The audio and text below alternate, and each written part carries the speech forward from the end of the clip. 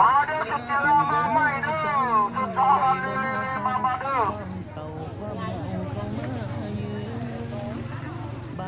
มาเด้อสุดที่ละมาใหม่เด้อสุดท้ายเลยมาเด้อ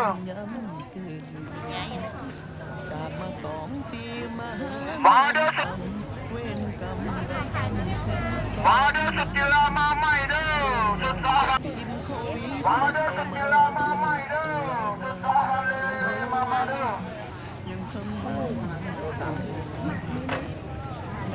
มาเด้อสุดที่ละมาใหม่เด้อสุดท้ายเลยมาเด้อมาเด้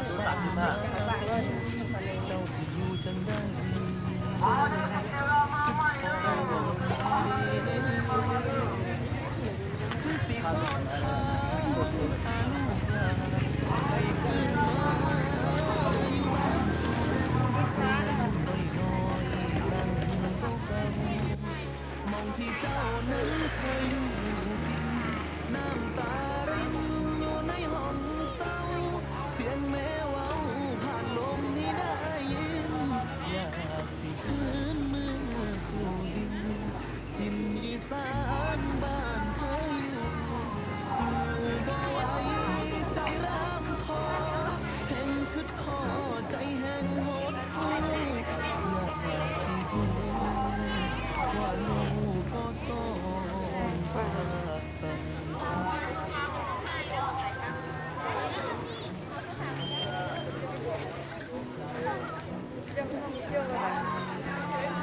สาวงามขายขนม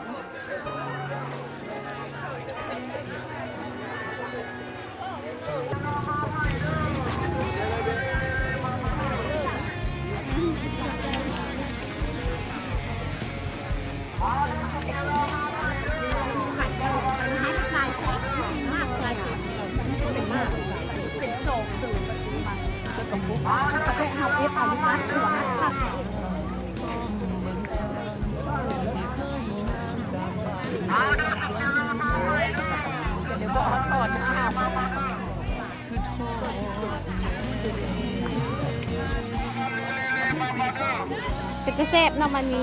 ผักกระเดาคือได้ยำนี้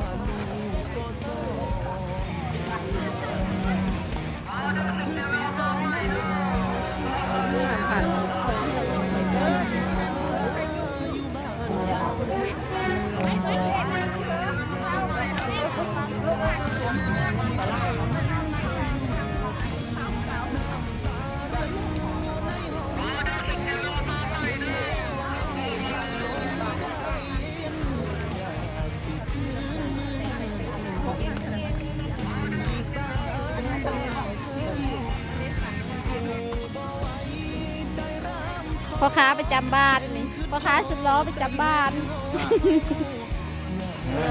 มาพัน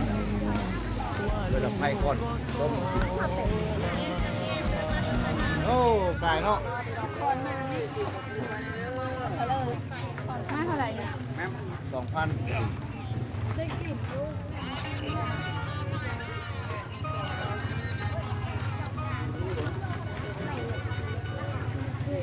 ปิ้งเท่าไหร่เนี่ยที่ตะหนึ่งเขาได้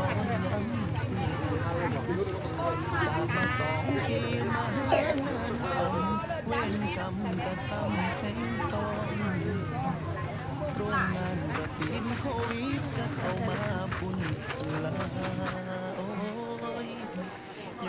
ทำซื้อเงินแกงหน่อไม้ซื้อไปซื้อแกงหน่อไม้เด้อพี่น้องเด้อ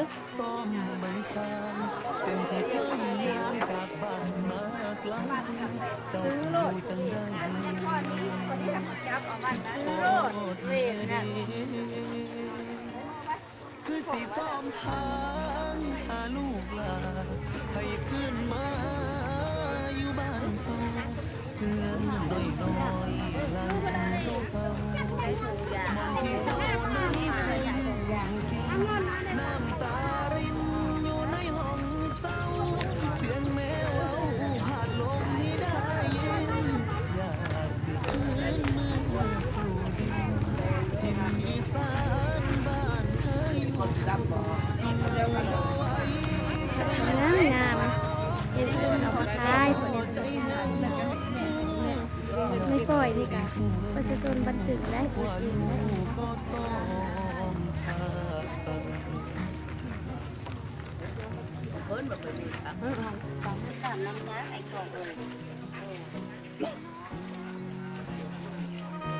แหวนเงินแหวนค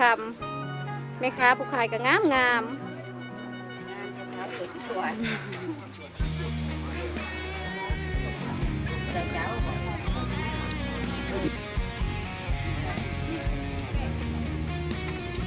โอ้ยพูดโอ้ยมันว่า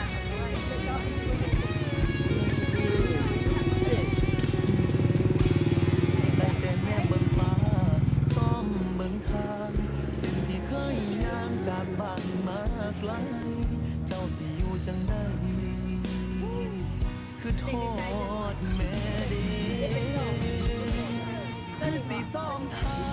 งหาลูกหลานให้ขึ้นมาอยู่บ้านเฮาเพื่อนน้อยๆลำก็เบา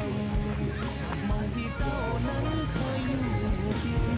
น้ำตารินอยู่ในห้องเศร้า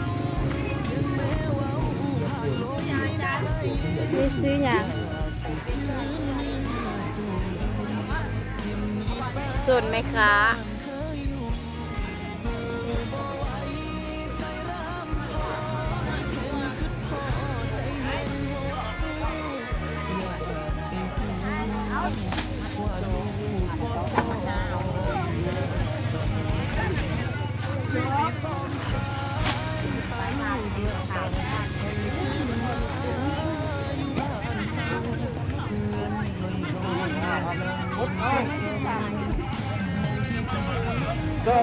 น้องน้อยหนังเหตุมาสอบสิ่งรถสามจำได้